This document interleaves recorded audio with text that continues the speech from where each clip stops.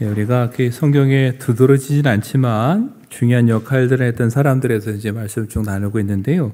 이번 주와 그 다음 주에는 정말 이름도 알려지지 않은 그냥 아브라함의 한 늙은 종이라고 나오는 이 사람을 통해 한번 좀 말씀을 나눠보려고 합니다. 창세기 24장 1절은요. 아브라함이 나이가 많아 늙었고 여호와께서 그에게 범사의 복을 주셨더라. 이 말로 시작합니다. 서글프게도 아브라함도 이제 세월 앞에서는 어쩔 수 없이 이제 나이가 들어 늙어가기 시작했습니다. 몇 년 전에는 아내도 죽었습니다. 그럼 이제 아들 하나 남았는데요. 25장과 창세기를 종합해 보면은 이때 대충 아브라함은 한 140살이 됐고 이삭은 이제 40살 정도 됐을 때입니다. 여러분, 이제 이 홀로 남은 아브라함에게 가장 큰 숙제는 뭘까요? 40살이 된 아들의 짝을 구해주는 거예요. 여러분도 한번 어떠세요? 여러분 자녀들이 40살인데 아직 결혼을 안 했어요. 여러분들의 최고의 기도의 제목은 결혼이죠. 신방 가면 권사님들, 장로님들이 하신 얘기가 우리 아이 결혼, 그게 1순위입니다 하면서 기도 제목 얘기하세요. 저희 교회만 그런 거 했더니 아니더라고요. 다른 교회도 만나는 분마다 혹시 그 교회 좋은 사람 없어요? 그러는데 제가 그래서 늘 그럽니다. 있으면 우리가 쓰지 거기 주겠냐고. 우리도 지금 해결을 못 하는데 맞아요. 아브라함에게도 이게 가장 큰 기도 제목이고 이제 숙제예요. 그리고 일생의 마지막에 아브라함에 주어진 가장 큰 사명이기도 합니다. 왜냐하면은 25장 넘어가면 이제 아브라함이 정말 죽거든요. 얼핏 보면은 이삭의 아내를 구하고서 아브라함이 바로 죽은 것 같은데 아니에요. 이것도 계산해 보면요. 이삭이 결혼하고 한 35년 정도 아브라함이 더 삽니다. 근데 거기에 대한 이야기가 없어요. 그리고 25장에 죽습니다. 그 얘기는 뭘 뜻하냐면요. 아브라함 생의 마지막에 주어진 가장 큰 사명이 이삭의 아내를 구하는 것이다. 그거죠. 이 결혼이 왜 이렇게 중요할까? 혈통을 잇는 것도 중요하죠. 그런데 여러분, 믿는 사람에게 결혼이 중요한 의미는 단순히 이제 자녀를 낳아 혈통을 잇는 것 그 이상입니다.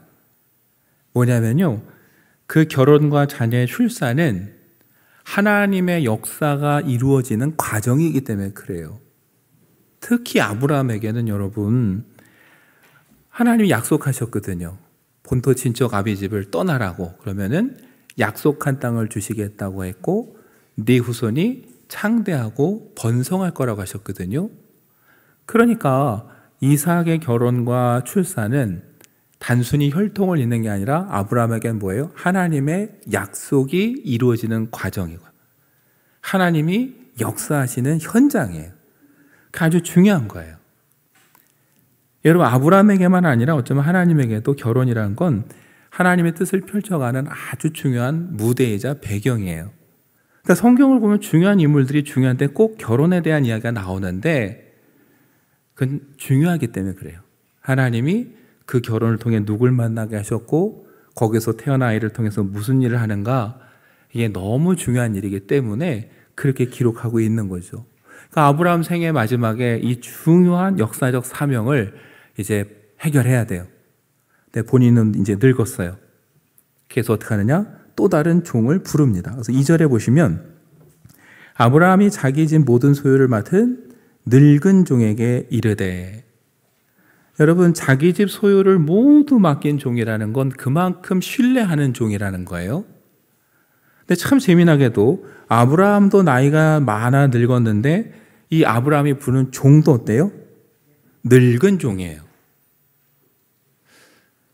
어쩌면 멀리 가서 일을 해야 되는데 젊은 사람을 부르지 할 수 있는데요. 반대로 생각하면 아브라함 생의 가장 마지막 중요한 사명인데 이 중요한 일을 여러분 누구에게 맡기겠습니까?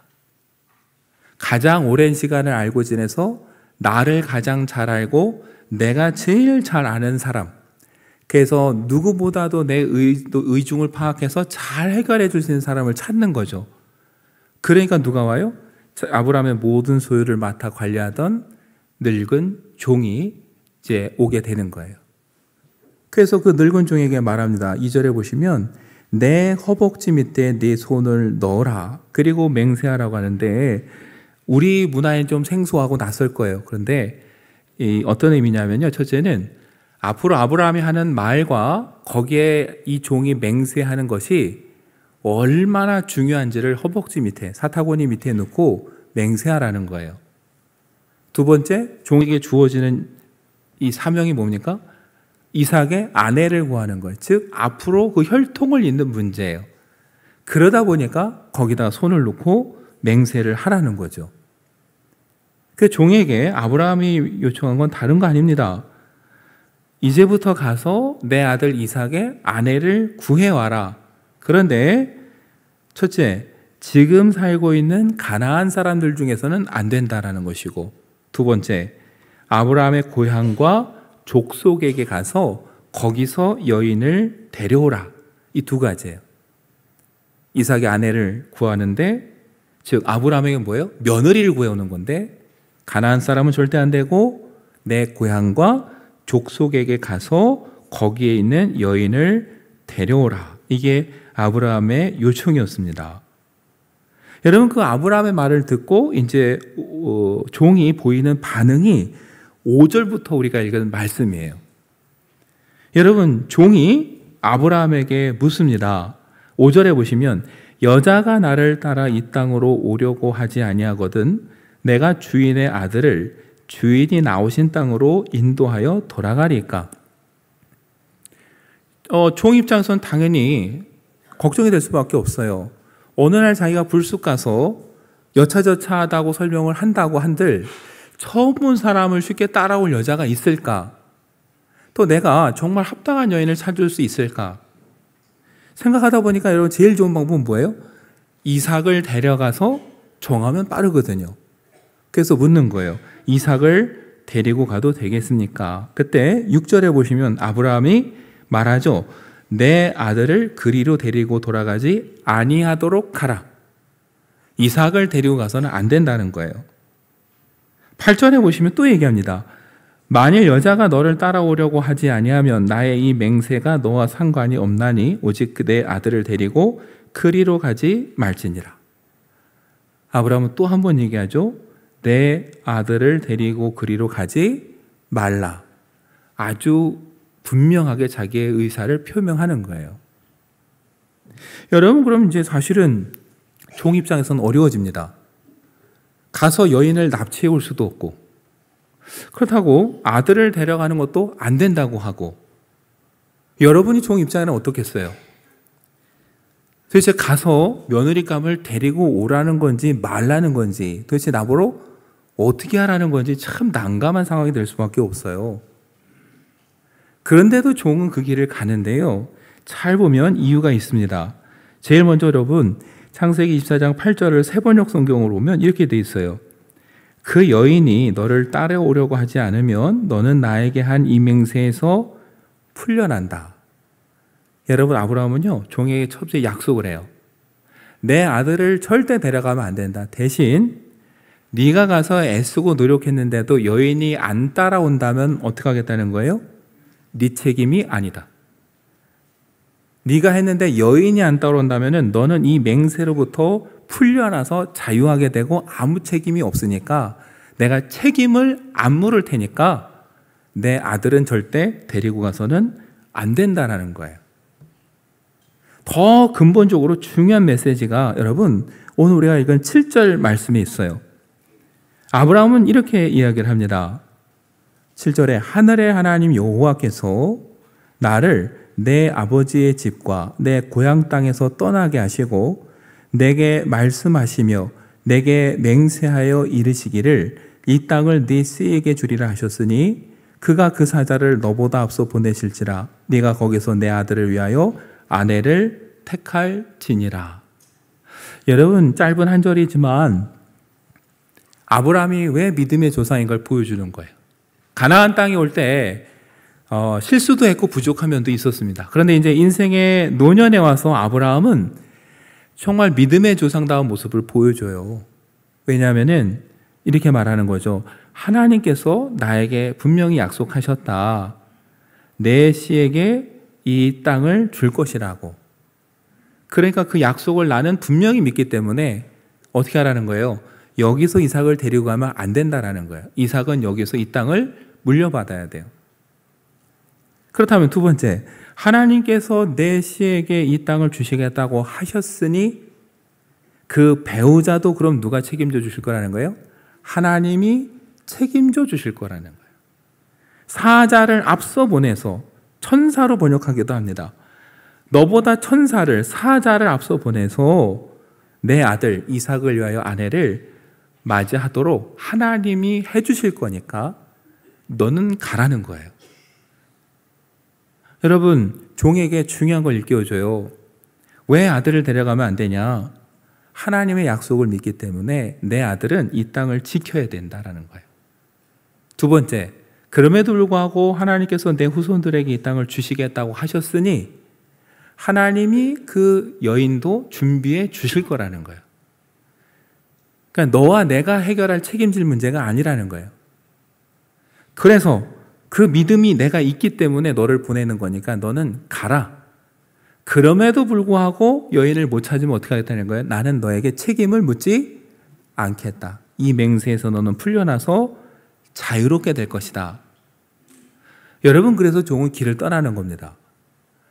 여러분, 이 아브라함의 믿음, 아브라함의 뜻, 아브라함의 약속이 없었으면 이 종은 정말 길을 갈 수가 없어요. 우리가 그 종이라도 어떻게 갑니까? 도대체 주소를 알려주는 것도 아니고 누구를 찾아가라는 것도 아니고 그냥 가서 구해오라는데 이것만큼 막막하고 황당한 일이 어디 있고, 데리고 와서 또 마음에 안 들면 어떡합니까? 그래서 아들을 데려가서 좀 직접 보게 하겠더니 그것도 안 되고, 사실 인간적으로 보면 너무나 어려운 숙제고 불만을 표시할 수 있는 일인데도 종이 이 일을 위해서 길을 떠나는 건 아브라함의 믿음을 확인했고 주인의 진정한 의도가 뭔지를 깨달았고, 그리고 그걸 깨닫고 나니까 자기 책임이 아니고 자기 권한밖에 이름을 알고요, 오히려 편안한 마음으로 그 길을 가게 되는 겁니다.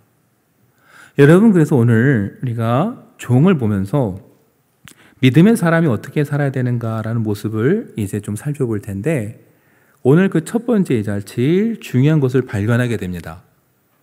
여러분, 아브라함의 묘청을 두고 종이 했던 일에 가장 첫 번째 그리고 중요한 일은 뭘까요? 주인의 뜻을 확인하는 거예요.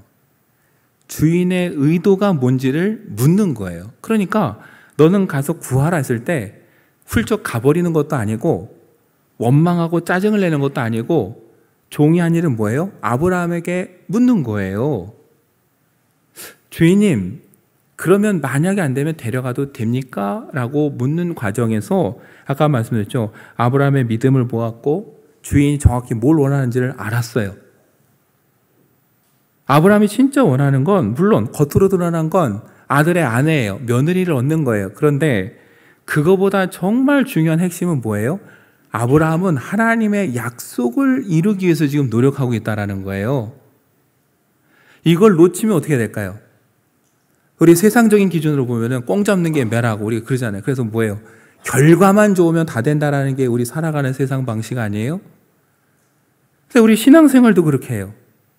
결과만 좋으면 되지 않아요, 목사님? 열심히 하는 것도 좋고 결과를 얻는 것도 좋지만 여러분, 하나님의 일은 결과가 모든 걸 다 용서해 주는 게 아니에요. 과정도 은혜스러워야 되고 일을 하는 방법도 하나님이 기뻐하시는 방법으로 가야 되는 거예요. 그러려면 주님이 정말 원하시는 게 무엇인지 그 주인의 뜻을 알아야 되는 거예요. 근데 우리는 그 하나님이 이 과정을 통해 뭘 주실까 이 생각이 아니라 마치 주어진 사명을 숙제하듯이, 우리에게 주어진 과제를 해결하듯이 그 마음으로 가니까 하나님의 일을 하는데 늘 마음이 불편해요. 왜요? 결과가 안 나오면 좀 책임져야 될 것 같아요. 신앙생활도 교회생활도 어느 순간부터 회사처럼 마치 그 실적을 가지고 회의하는 것 같아요. 여러분, 세상에서도 힘든데 교회 와서도 그렇게 신앙생활하면 얼마나 힘듭니까? 하나님이 원하시는 건 교회 가서 여인을 데려왔냐 안 데려왔느냐가 중요한 게 아니에요. 하나님의 뜻이 뭔지를 이해하고 결과는 하나님께 맡기고 어떻게 해요? 가는 것 자체가 하나님 보시기에 중요한 거지. 근데 우리는 자꾸 가서 여인을 데려오면 능력 있는 종이고 여인을 못 데려오면 무능한 종이라는 식으로 자꾸 누군가를 평가하고 우리 스스로를 바라보면서 신앙생활을 자꾸 이렇게 체근을 해요. 그랬더니 어때요? 세상에서도 힘들고 교회 와도 힘들어요. 어떤 교회 갔더니 총동원 때 이렇게 교구별로 표를 붙여놓고 그래프를 만들어 놓으셨더라고요. 네. 교구 담당 목사님 사진을 이 말그림 같은 데 딱 붙여놓고 어떻게 할까요? 하루하루 가면서 이제 경주하듯이 막 실적을 교구별로 비교를 하더라고요. 그래서 전도가 열심히 됐어요. 그랬더니 많이 됐대요. 그래서 제가 내년에 우리 교회도 써볼까 하다가 이건 나하고는 도저히 아니다 해서 제가 포기를 했습니다. 염려하지 마세요. 네. 근데 슬프잖아요. 교회 와서 일하는 것도 세상 회사에 실적하는 것처럼 막 그렇게 체근을 해서 잘했냐 못했냐. 여러분, 오늘 아브라함과 종의 대화를 보면은 신앙생활에서 중요한 건 뭡니까? 주인의 뜻을 잘 이해하고 주인이 원하는 게 진짜 뭔지를 알고 그냥 그 부름에 순종하는 거예요. 결과는 누구의 몫이에요? 종이 책임질 문제가 아니에요. 그건 아브라함과 하나님이 해결할 문제예요. 종은 그냥 가면 되는 거고 순종하면 되는 거고 그게 순종해서 가면 그 종은 훌륭한 종이에요. 여러분, 그러려면 뭐부터 해야 됩니까? 아브라함이 정말 원하는 게 뭔지 알아야 되는 거예요. 그냥 여인만 데려오면 되는 건지 아닌지 물어봤더니 어때요? 여인만 데려온다고 되는 게 아니에요. 아브라함은 하나님의 약속을 지키는 게 더 중요한 사람이에요. 그럼 종도 그 주인의 뜻을 따라서 하나님의 뜻이 이루어지도록 그냥 순종하며 가는 게 여러분 그게 이 종이 할 일이고 종은 그것을 잘 깨달은 사람입니다. 그런 면에 있어서 우리 신앙생활은 과연 어떻게 하고 있는가 한번 되돌아볼 필요가 있습니다. 우리의 삶의 주인이라고 우리가 고백하면서도 정말 주인에게 묻고 물어서 주인이 원하시는 일을 우리가 행하고 있는지 아니면 내가 원하는 일을 내 방식대로 하고 있는지. 얼마 전에 제가 그 인터넷 강연을 하나 듣는데 너무 재밌었어요. 이분이 우리 한국 사회를 분석하면서 몇 가지 예를 들더라고요. 한국 사람들이 교통법규를 준수하는 그 수준, 의식 수준을 조사했더니 선진국 중에 최하위권이라고요 하더라고요. 자기가 생각을 했대요. 왜 그럴까? 뭐가 문제일까? 그러더니 그분이 뭐라고 했냐면은 한국 사람들이 생각을 너무 많이 한대요. 이게 왜 문제지 제가 생각이 들었어요. 근데 이분이 예를 들었는데 이해가 되더라고요. 이분이 몇 가지 예를 들었는데 첫째, 운전을 하고 하다가 빨간불이 딱 켜져서 차를 멈췄어요. 멈췄으면 그만이고 그 다음 어떻게 해야 돼요? 파란불이 켜질 때까지 기다리면 되는데 우리는 생각을 하기 시작한대요. 앞에 차가 없구나. 뒤에도 차가 없네. 옆에도 없네. 그래서 스스로 판단해서 뭘 해요? 불법 유턴을 이제 하는 거죠. 네. 그리고 길가에 주정차 금지라고 되어 있는데 차를 꼭 댄대요. 대고 그냥 가는 게 아니라 내려서 꼭 한 바퀴 이렇게 차 주변을 둘러본대요. 왜 둘러볼까요? 차가 그 옆으로 지나갈 수 있는지 없는지를 내려서 보고 지나갈 수 있겠네 스스로 판단하면 가는 거예요. 왜 거기 차를 댔냐고 뭐라 할까요? 지나갈 수 있잖아요. 안 돼요? 라고 이야기를 한다라는 거죠. 그래서 그분이 한 얘기 그거예요. 법에 정해져 있으면 법대로 하면 되는데 스스로 생각해서 너무 많은 해석을 한다는 거예요. 결정적인 예가 뭐였냐면요. 이분이 우리나라는 최초로 만든 기계는 별로 없는데 기계를 최고로 잘 쓴대요. 그래서 자기가 분석을 했대요. 왜 그럴까 봤더니 이유가 뭔지 아세요? 설명서를 전혀 안 본다는 거예요. 생각해보면 저도 그래요. 여러분 핸드폰 사고 기계 사고 뭐 주문서 물건 받아서 설명서 제대로 읽어본 적 있으세요? 없잖아요. 이분이 말하기를 다른 나라 가보니까 설명서를 잘 읽고 이대로 쓰려면 이렇게 쓰고 이 이상 안 된다면 이 이상 안 되는데 한국 사람들은 설명서를 안 본대요. 그래서 쓰다가 여기도 될 것 같은데 하면은 여기도 썼다가 저기도 썼다가 그렇게 쓴다라는 거죠. 그래서 그분이 한 얘기가, 그래서 기계를 최고로 효율적으로 잘 쓰는 민족이 한국이고, 그래서 짧은 시간에 발전을 했는데 문제가 이제 생기기 시작했다라는 거예요. 잘 쓰는데 사고가 한번 터지면 어떻게 터져요? 대형 사고가 터져요. 기계만 그렇게 쓰는 게 아니라 내 몸도, 내 시간도, 내 마음껏 내가 알아서 판단해서 막 쓰다 보니까 병들기 시작해요. 그래서 제가 여러분 그 얘기를, 강연을 가만히 듣다 든 생각이 뭐였냐면, 야, 우리 신앙생활도 우리 임의로 판단하고 하고 있는 건 아닌가. 여러분, 하나님께서 우리에게 귀한 하나님의 말씀 매뉴얼을 주셨잖아요. 여러분, 이 삶의 매뉴얼 읽으세요? 네, 대답이 없으시는데. 읽긴 읽었는데 혹시 내 마음대로 해석하진 않으세요? 내가 보기엔 이게 더 효율적인데 하나님 참 깝깝하시네. 네.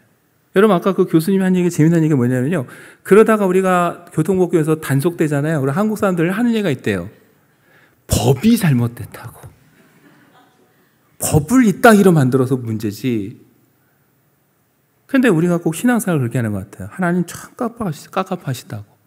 왜 이렇게 만들었냐고. 근데 여러분, 사실은 주인의 뜻을 묻고 주인의 의도대로 하는 게 신앙생활입니다. 그게 어려운 것 같지만 사실 알고 보면 이게 진짜 자유함을 얻는 길이에요. 아까 말씀드렸잖아요. 종이 자기 스스로 판단하고 갔으면 오고 가는 길이 얼마나 힘들겠어요. 얼마나 짜증이 나겠어요. 이걸 도대체 어떻게 해결하라고. 근데 주인의 뜻을 묻고 물었더니 오히려 편해졌어요. 아, 그거 하나님 책임지신데 나는 그냥 가면 된대. 여러분, 그래서 진리를 알면 자유롭게 되는 거고요. 내 주인을 정말 신뢰하고 맡기면 자유로워지는데 그게 신앙생활이고요. 그게 구원이에요. 근데 아직도 내가 내 삶의 주인이 되고 내가 판단하고 내가 앞서가서 모든 걸 하고 내가 책임지겠다고 하는 순간 세상에서도 힘들고요. 교회 와서도 힘들어요. 여러분, 신앙생활 한다는 건 다른 게 아니라 삶의 주인이 하나님이심을 인정하고 주인의 뜻을 묻고 주인이 책임질 일은 주인께 맡기고 나는 그냥 가라면 가면 되는가 보다 하는 마음으로 가는 거예요. 종은 그 마음을 안고 그 길을 가는 겁니다. 그래서 그 길을 오갈 수 있었고요. 여러분, 2절에 그가 늙은 종이라고 했잖아요. 사실 그도 힘든 여정이에요. 왕복 2달입니다. 그 시대에 왕복 2달을 광야를 거쳐서 간다라는 건 정말 힘든 일인데 주인의 절박함, 주인의 확고한 믿음, 하나님을 신뢰하기 때문에 그 길을 오갈 수 있는 거죠. 그러니까 저도 여러분도 자유함을 누리고 안 될 것 같은 일을 하게 하려면은 종처럼 주인의 뜻이 뭔지 여쭙고 그저 결과는 주님께 맡기고 내가 할 일은 그냥 가면 된다라는 마음으로 우리가 삶을 살고 신앙생활 해야 비로소 거기에 자유함도 있고 신앙생활에 기쁨이 있는 거지. 여러분, 신앙생활도 회사생활 하던처럼 하면은 견디지 못합니다. 저도 여러분도 주인의 뜻이 무엇인지 재차 확인하고 여쭙고 결과는 하나님께 맡기고 자유함으로 그 길을 걸어가는 믿음의 사람이 되면 좋겠습니다. 여러분, 7월 한 달 갈림길에서 혼돈스러울 때마다 하나님께 뜻을 묻고 하나님 뜻에 순종해서 모든 것 맡기고 주님을 신뢰하면서 걸어갈 때 하나님의 놀라운 은혜를 체험하고 경험하는 복된 한 달 되시기를 간절히 축원합니다.